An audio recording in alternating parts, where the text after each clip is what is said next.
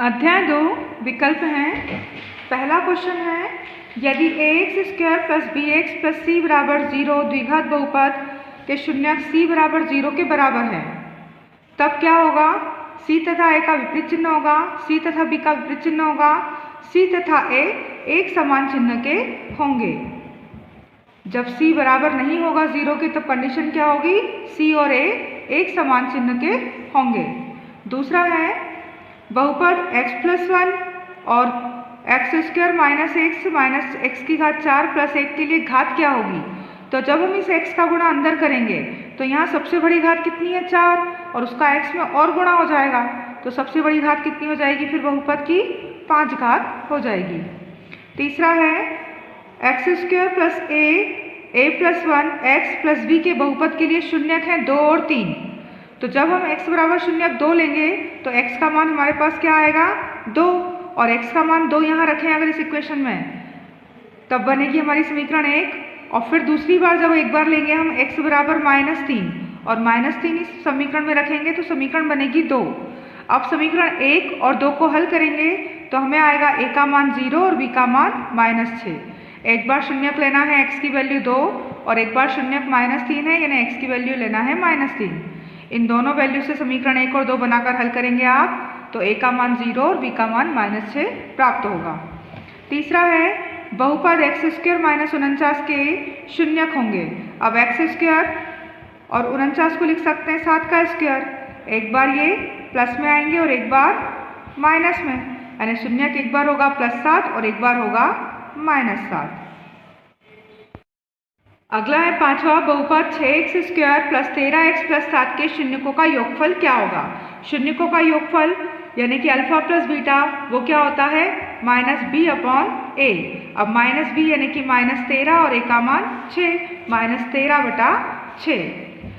शून्यक -3 और 4 हो तो द्विघात बहुपद क्या होगा? शून्यक दिए हैं -3 और 4, यानी -3 x के साथ काय में जाएंगे प्लस में, और प्लस का 4 x के साथ काय में जाएगा माइनस में। अब इससे अगर बहुपद बनाना चाहें तो हम क्या बनेगा? एक्स स्क्वायर -4x प्लस 3 का x में गुणा और 3 चौक 12, यानी एक्स स्क्वायर 4x में से 3x गए x -12। तो क्या बनेगा हमारा बहुपद? X square -x plus 12। सातवां प्रश्न है, यदि x की घात 3 plus 4x square minus px minus 8 को x -2 से भाग दिया जाए तो भाग पूरा पूरा चला जाता है। अगर भाग पूरा पूरा जाता है मतलब x प्लस 2 इसका क्या है? गुणनखंड है, तो x का मान क्या आ जाएगा? 2। अब इस x का मान 2 हम इस समीकरण में रखें, x³ plus 4x square minus px minus 8। इसमें हम x का मान क्या रखें? 2, तो 2 की घात 3 यानी कि 8 प्लस 4 2 की घात 2 यानी कि 4, p और x का मान 2 है तो 2p और -8 बराबर होगा ये 0, क्योंकि भाग पूरा पूरा जा रहा है। तो ये 8 प्लस 4 चौक 16 माइनस 2p माइनस 8 बराबर 0। प्लस 8 माइनस 8 तो कट गए, अब -2p बराबर +16 हो जाएगा माइनस का 16, माइनस से माइनस कटे, p का मान आएगा 16/2, 2 8 16, यानी p का मान क्या होगा इस कंडीशन में? 8 होगा। तो p का मान क्या आना चाहिए हमारा? 8। p का मान 8 आएगा। फिर है, यदि a तथा b समीकरण है x square minus 4x plus 1 के शून्यांक हैं। शून्यांक क्या है? अल्फा और बीटा। तब अल्फा प्लस बीटा और माइनस अल्फा बीटा का मान क्या होगा? अब शून्यांक क्या है इसके? X square minus 4x plus 1 के अल्फा और बीटा इसके शून्यांक हैं।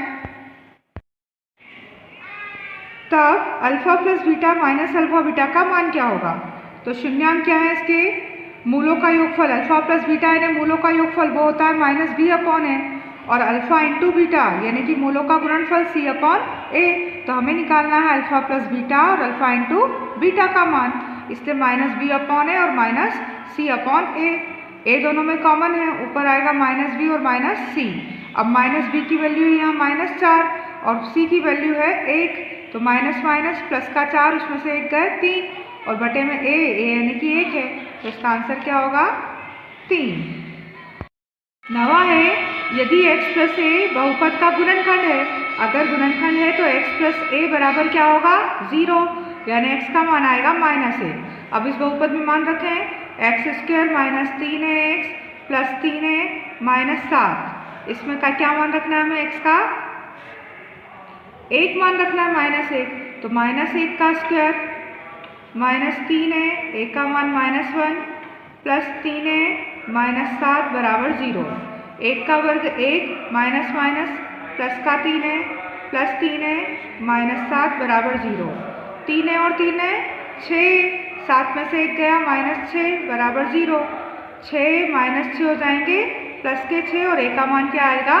1। यानी x प्लस a अगर बहुपद के गुणनफल है तो a का मान क्या हो जाएगा? 1 होगा। X square minus 2x minus 8 की शून्यक। तो x square minus 2x minus 8 को हम गुणनखंड करेंगे -4x प्लस 2x माइनस 8 बराबर 0। 2 के जोड़े बनाएं तो यहाँ आएगा x माइनस 4 और 2 कॉमन निकालेंगे तो x माइनस 4। यानी शून्य क्या आएंगे? x माइनस 4 ये भी बराबर 0 और x प्लस 2 भी बराबर 0। माइनस का 4 प्लस का और प्लस का 2 माइनस का, 4 और माइनस 2 ये होंगे इसके शून्यक। अगला है यदि शून्यकों का योग तथा गुणनफल 2 और करनी 1 हो तब बहुपद क्या होगा? बहुपद का सूत्र होता है एक्स स्क्वायर माइनस शून्यकों का योग। तो शून्यकों का योग कितना है? करनी 2 फिर x और प्लस शून्यकों का गुणनफल वो 1 बराबर 0। बहुपद बनेगा एक्स स्क्वायर माइनस करनी 2x प्लस 1। तो कहाँ है ये? एक्स स्क्वायर माइनस करनी 2x और प्लस 1 यहाँ आएगा एक्स स्क्वायर माइनस करनी 2x प्लस 1 होगा बहुपद। 12वां है बहुपद के कुल शून्यक आलेख पर कुल बिंदुओं की संख्या के बराबर होते हैं। किस पर? एक्स अक्ष पर। एक्स अक्ष पर ये ग्राफ होता है हमारा।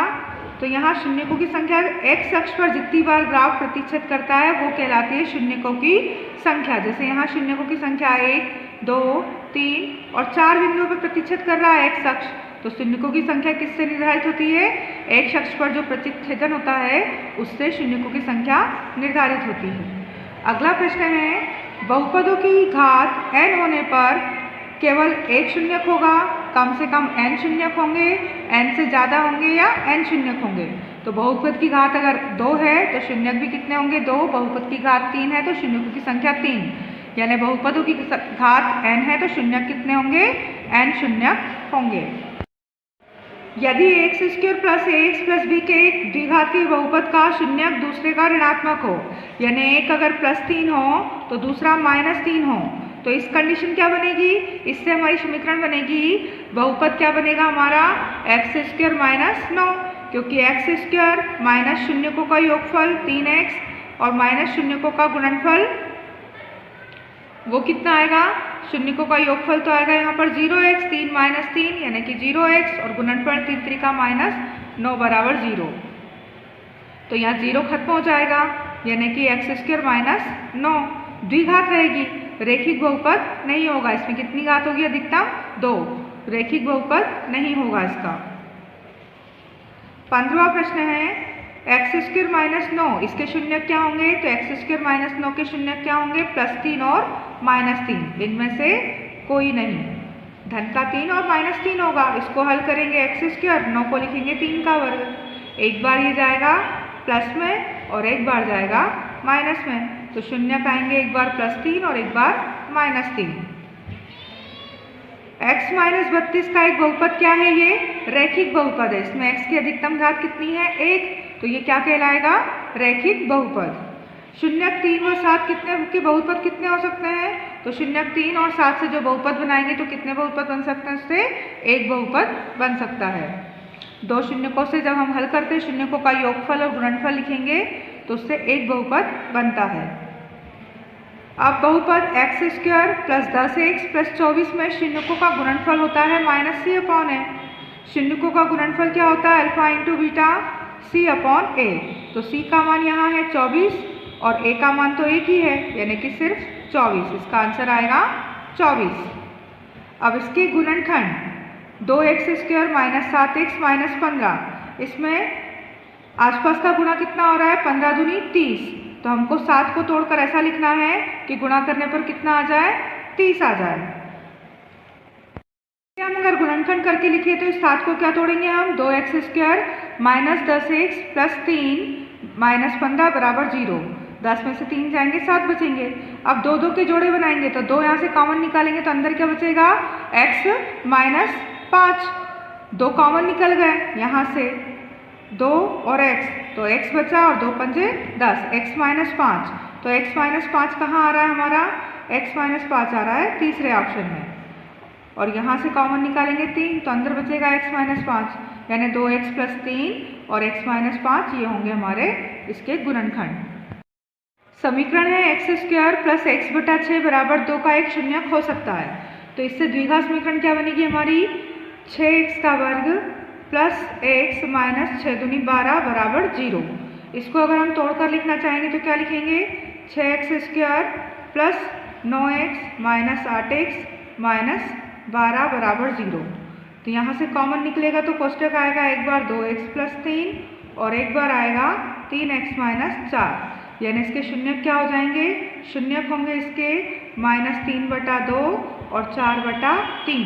इसको हल करेंगे जब आप तो ये शून्यक होंगे और ये हमारे किसी ऑप्शन में नहीं मिल रहा है। -3/2 तो है पर यहाँ 3/4 है, इसके साथ क्या आना था, 4/3 आना था। तो इसमें से कोई नहीं, इसके शून्यक कौन से हैं, इनमें से कोई नहीं।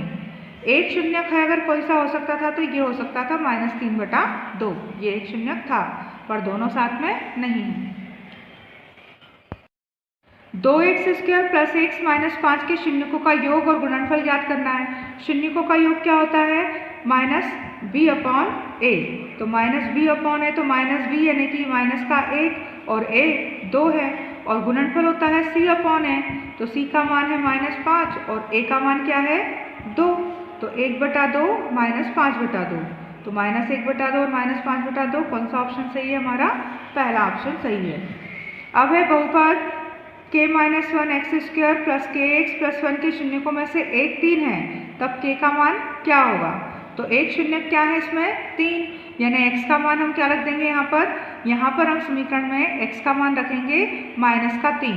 तो x के स्थान पर जब आप -3 रखोगे और बराबर करोगे इसको 0 के, तब आपको k का मान निकल कर क्या आएगा, इसमें 4/3 आएगा। फिर है x² प्लस 3x माइनस 2 में α² प्लस β² का मान। तो α² प्लस β² इसका मान होता है अल्फा प्लस बीटा का होल स्क्वायर -2α बीटा। अब अल्फा प्लस बीटा जहाँ है वहाँ पर लिखते हैं -b/a, मूलों का योगफल उसका स्क्वायर, और 2α इंटू बीटा c/a। तो -b है यहाँ पर 3, a 1 उसका वर्ग, और -2c है यहाँ पर -2, और a का मतलब 1 ही। तो 3 त्रिका 9 और 2 दूनी 4, माइनस माइनस प्लस 9 और 4 कितने आ जाएंगे, इसका आंसर 13 होगा। फिर है 33 में क्या जोड़ेंगे पूर्ण वर्ग बन जाए, 17 जोड़ेंगे तो पूर्ण वर्ग नहीं बनेगी, 15 से नहीं होगी। 33 में अगर 16 जोड़ेंगे तो वो हो जाएंगे 49, और ये क्या है, पूर्ण वर्ग संख्या है। त्रिघात बहुपद में 2 शून्यक है तो तीसरा शून्यक या शून्यकों का जो गुणनफल है, तीनों शून्यकों का गुणनफल क्या होता है, -d/a होता है शून्यकों का गुणनफल।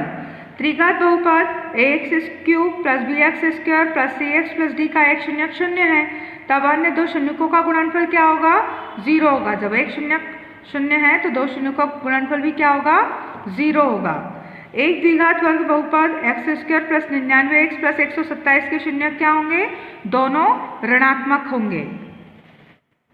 यदि द्विघात बहुपद ax² plus bx plus c के शून्यक बराबर हैं तो c और a के एक ही चिन्ह के होंगे। ये क्वेश्चन रिपीट है, हम पहले कर चुके हैं।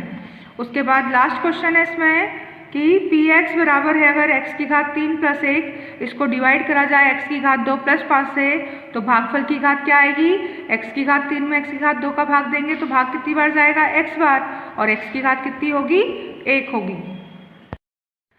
तीसरा प्रश्न है द्विवर्ग समीकरण में x² plus kx plus k में k अगर बराबर ना हो 0 के तो शून्यक क्या हो सकते हैं, दोनों धनात्मक नहीं हो सकते। अगर k बराबर नहीं है 0 के तब दोनों धनात्मक नहीं हो सकते।